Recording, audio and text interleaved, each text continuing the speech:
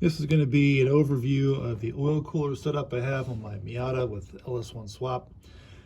I added a Procharger and a lot more horsepower, and I do track days, so this oil cooler is long overdue. Now that I've got an intercooler blocking the radiator, just some street driving tells me that I'm getting a lot less cooling from the radiator, which, you know, is probably makes a lot of sense given you're blocking most of it with the intercooler. But an oil cooler setup for the track is definitely recommended, and so I think I completed it tonight with final hookup and test idle, no leaks, plenty of oil pressure, and so I'm going to do an overview of the setup. So starting with where the oil filter would be, I had a Moroso oil filter adapter, aluminum one that I got from Flying Miata with the oil pan. It's a steel custom oil pan that they sell. I don't know who makes it, I forget. But the Moroso also makes a oil cooler adapter where it's the same kind of adapter, but instead of the spin-on filter, you've got two -10 AN ORB fittings. You can put your adapter on there and then attach your fittings. I've got 220-degree fittings that come off of that, coming in and going out, and there's enough room actually to, I think, get the drain plug out if I need to, which is nice. I've also got an oil temp sensor, which I had welded in some time ago for a analog dash gauge. I'm still going to have that, and I'll have a oil temp sensor that'll feed the data log for track days and just other types of tuning. I'll show you that in a sec.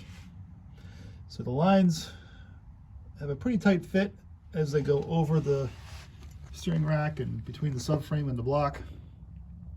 Heat shielding there, rubber protection there, just some heater hose. It's a tight fit, but it does fit.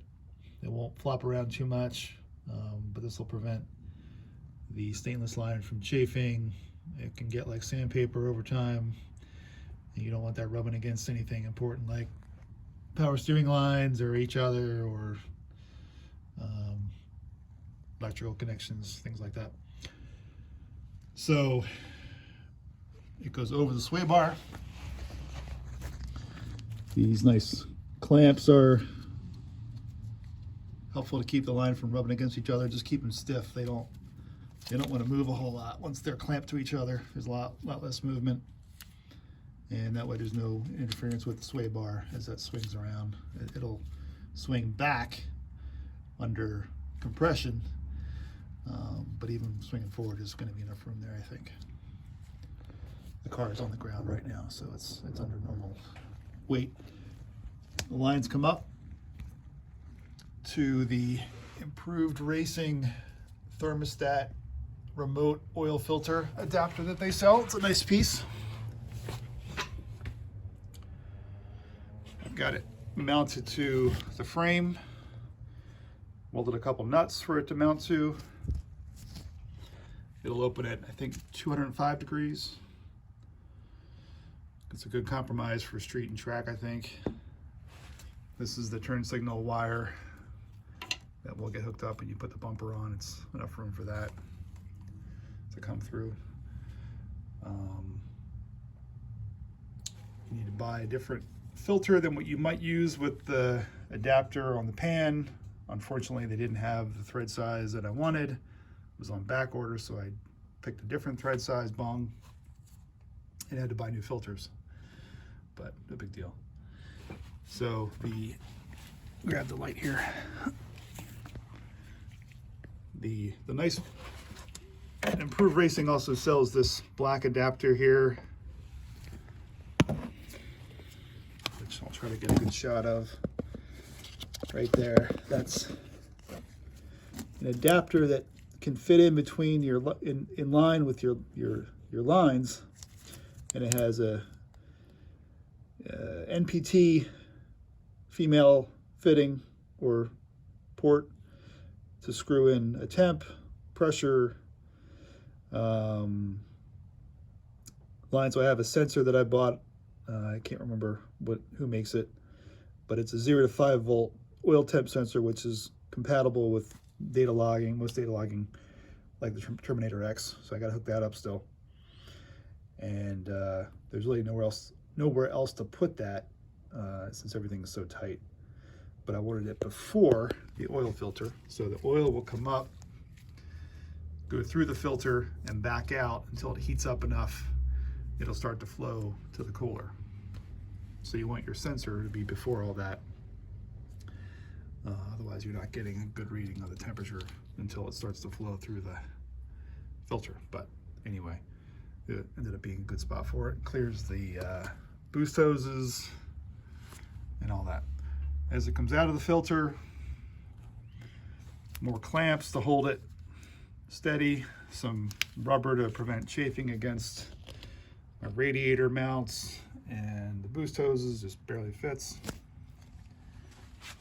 And then it goes under the car. I've got some brackets here coming off of the radiator. Has little mounts. This is the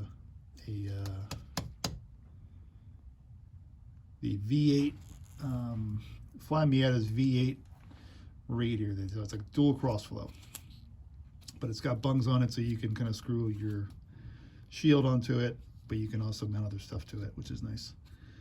Made my own bracket. Use these clamps to hold the bracket to the hose, and then it goes all the way across, so it clears the engine damper. It's a few inches there, but it doesn't move. It's pretty stiff. It's not going to move a whole lot. As it comes under,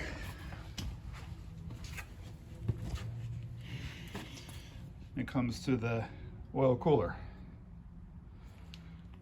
Comes in the bottom, goes out the top. That's the way you're supposed to do it. You don't want air to build up in the cooler. So this is a Dural 25 row, 1.5 inch thick cooler, 45,000 BTUs, I believe, of cooling, which is right in the ballpark of what I would need for 600 or so horsepower. There really isn't a way to fit a much bigger cooler, I don't think.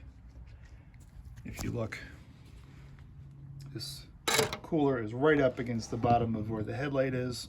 I had actually cut away some of that metal under the headlight. The cooler sits vertical, but it does, tilt a little bit to fit. That shouldn't hurt the cooling too much. Brackets are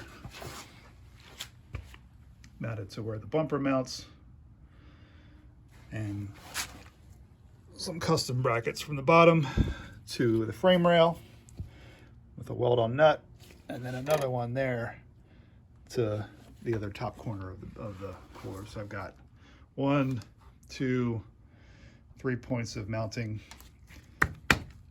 It's pretty firm. It's not going to move. The third, it just wasn't any room to put a bracket in. I don't think it's needed. I've got ABS plastic ducting,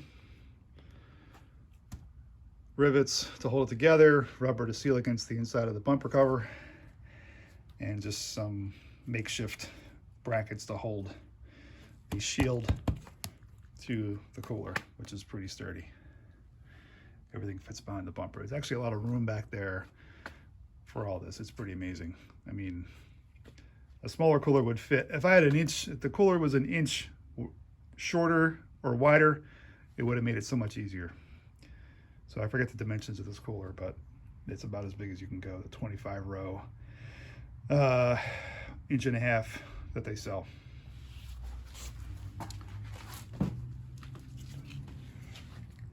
I'll have a video of the bumper cover on with the mesh that I installed to protect it. That's what it looks like from the front. So the opening is about a little more than half the surface area of the cooler. That's on purpose. You don't need it to be the same size as the cooler. It's going to get plenty of high pressure air from the bumper, from the front of the car, and it will actually get plenty of airflow. And there really isn't much room to work with.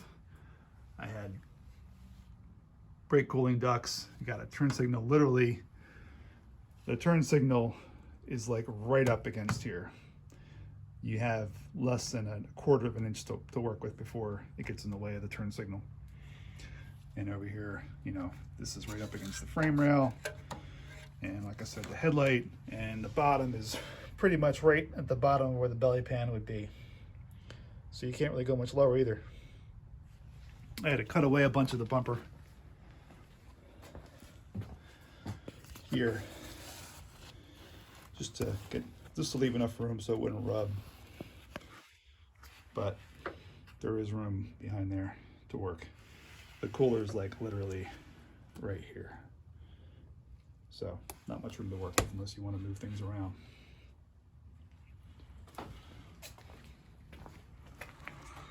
That's about it.